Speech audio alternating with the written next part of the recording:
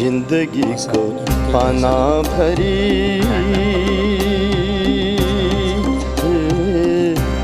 सुख भेटिँदैन। जिंदगी को पाना भरी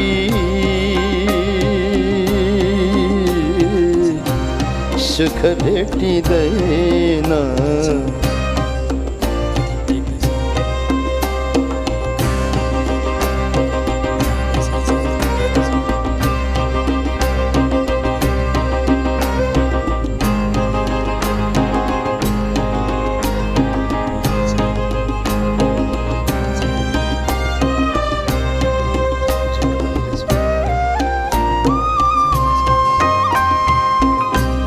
के भो यस्तो मलाई लाउन बुझिदे।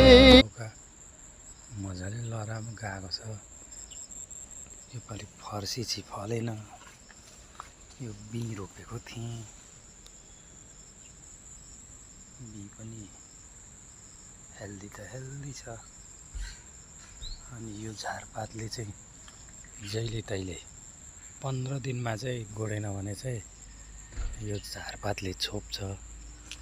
र मैले योपालि चाहिँ सबैलाई हुने खालको वरदेखि परसम्मको माछ बनाएको छु।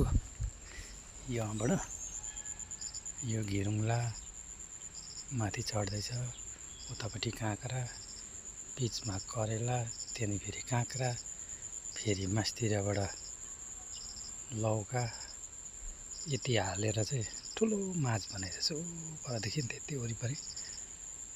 अब फल्नु चाहिँ के गर्छ, बाँधेर आयो भने सकिदिन्छ होला। र आज चाहिँ मैले यो मेरो कोठेबारीमा